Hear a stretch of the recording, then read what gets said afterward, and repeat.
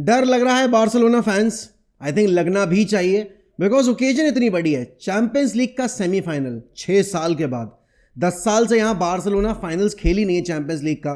तो ऑब्वियस ही बात है, हर बारसा फैन यही यहां पर सोच रहा होगा कि what if those horrors of Enfield आज सैन सीरो पे रिपीट हो जाए तो, या फिर वो जितना इस ट्रेबल के लिए बिल्डअप हुआ है वो सारा आज की रात में चकनाचूर हो जाए तो। क्योंकि इस गेम के बाद आपको यहां पर क्लासिको भी खेलना है, तो you would want to reach the finals and then face Real Madrid with a hope and a realistic belief of completing the historic third treble. And अगर बार्सिलोना इस बार ट्रेबल जीत जाते, they'll become the first team in history to win 3 European trebles. ये अपने आप में बहुत बड़ा achievement है। लोग यहाँ पर एक साल पहले, मतलब मैं, आप और सारे बारसा फैंस यहाँ पर जितने भी हैं, चाहे न्यूट्रल्स की बात करो चाहे बारसा फैंस की बात करो, कोई दूर दूर तक ये सोच नहीं रहा था कि भाई Barcelona under Hansi Flick will turn out to be so good कि वो एक टाइम पे 3 ट्रॉफीज के लिए नहीं, 3 ट्रॉफीज जीतकर यहां पर ट्रेवल कंप्लीट करने के लिए खेलेंगे। अब यहां पर क्या है सीन के, आज रात में जब इंटर मिलान फेस करेगी आपकी बार्सिलोना को, तो बार्सिलोना के स्क्वाड में कुछ शॉर्ट कमिंग्स हैं, जैसे कि Jules Kounde is not available, जैसे कि यहां पर आपके Balde who was suppose to be returning back for this return fixture, he is not there. तो ऑब्वियस ही बात है बारसा थोड़ा बैकफुट पर है। और बारसा का अगर आप चैंपियंस लीग का रिकॉर्ड देखोगे away from home since winning that historic treble in 2014-15, तब से यहां पर उन्होंने यूरोप में बहुत डिफिकल्ट डेज फेस किए हैं। जितने भी एलिमिनेशंस रहे हैं उनके सेकंड लेग के, वो यहां पर उनके ऐसी सिनेरियोज पर ही आए हैं।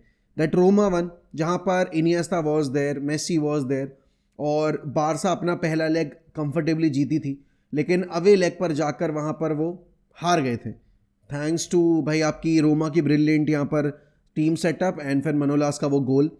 उसके बाद आप लिवरपूल वाले गेम की बात करोगे, लिवरपूल वाले गेम में they won that fixture home वाला 3-0, और अगर कायदे में देखा जाए वो विक्ट्री 3-0 की जगह 5-0 6-0 हो सकती थी अगर डेम्बेले थोड़े से बेटर होते, सुआरेस थोड़े से बेटर होते। लेकिन रिटर्न लेग में यहाँ पर बार्सिलोना 4-0 हार गई थी एनफील्ड के ऊपर। मतलब वो साल जब सबसे ज़्यादा चांस था बार्सिलोना का एक और ट्रेवल कंप्लीट करने का और एक और चैंपियंस लीग जीतने का, वो वहाँ पर बहुत ही बिजार फैशन में 4-0 हार के बाहर हो गए थे।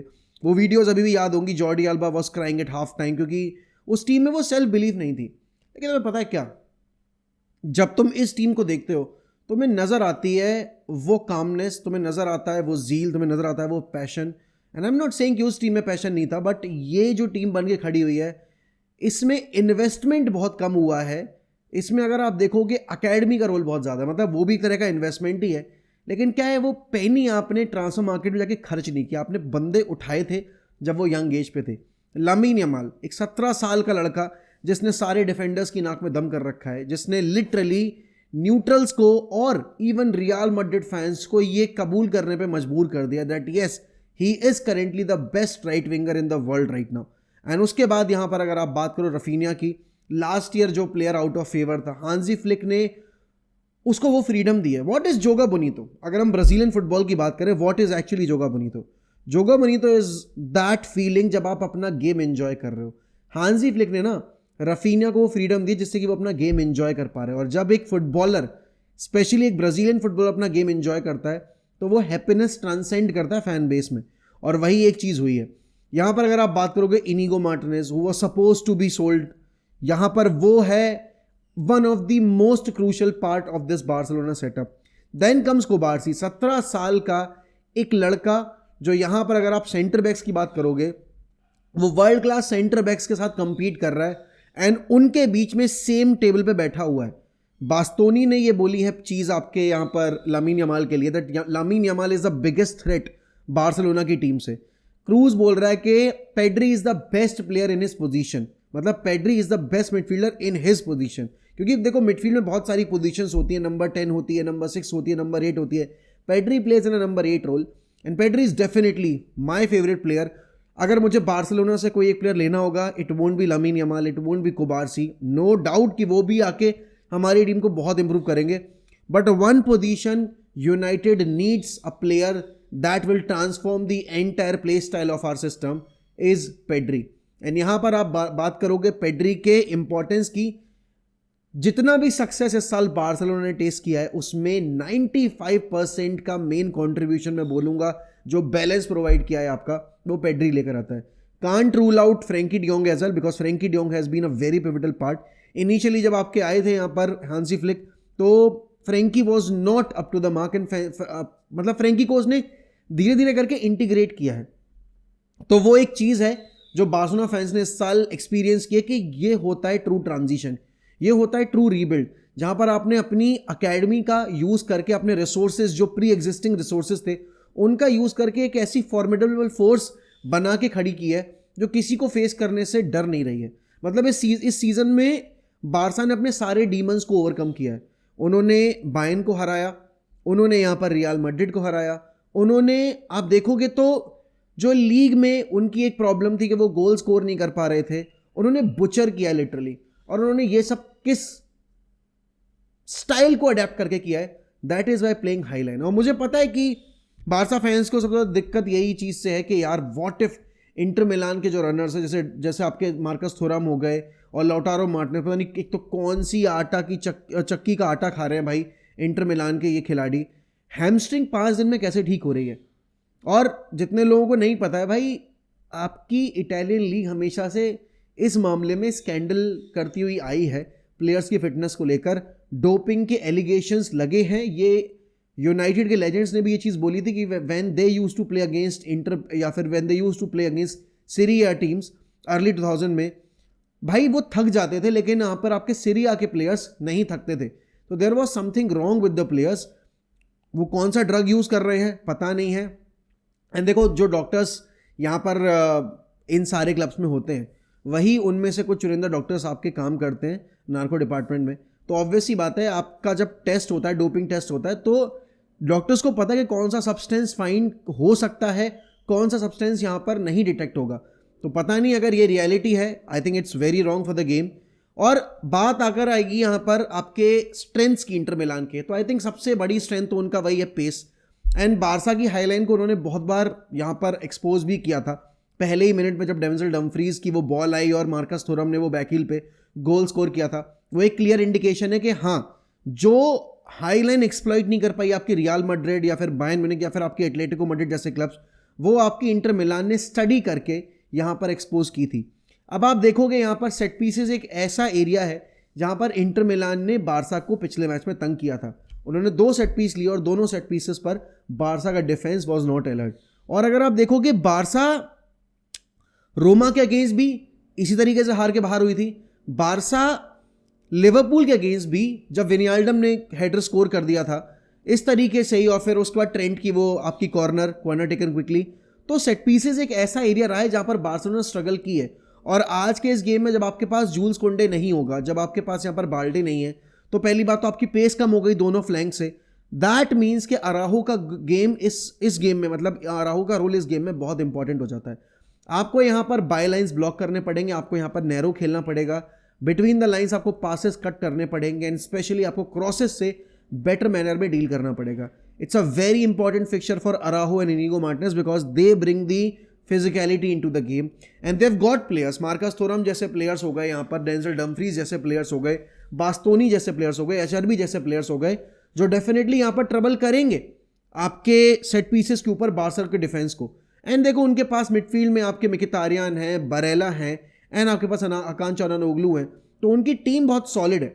मिडफील्ड भी उनका, और मिडफील्ड की बैटल अगर आप देखोगे उस दिन भी बैलेंस पे थी, क्योंकि आपके मिकितारियान, अकान चानानोग्लू एंड बरेला तीनों ने अच्छे से अपना गेम जो था वो रिस्पॉन्सिबिलिटी के साथ निभाया था.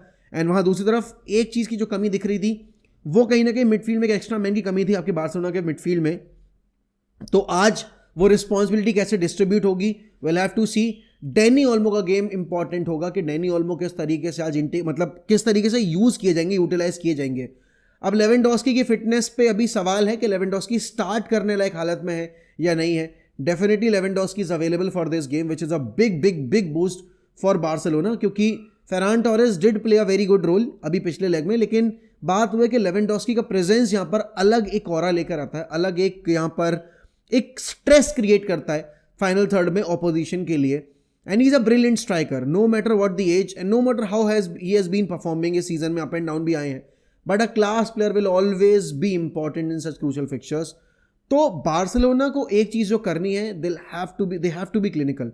रफीनिया, लामिन यमाल को यहाँ पर अपनी डिलीवरीज जो पिछले मैच में थी वैसी रखनी पड़ेंगी. Lamine Yamal was on fire पिछले मैच में, बट क्या है, सैन सीरो का प्रेशर भी होगा, playing away from home, second leg, semifinals, वो सारे हॉरर्स ऑफ द पास्ट वो ज़रूर हॉन्ट करने आ सकते हैं.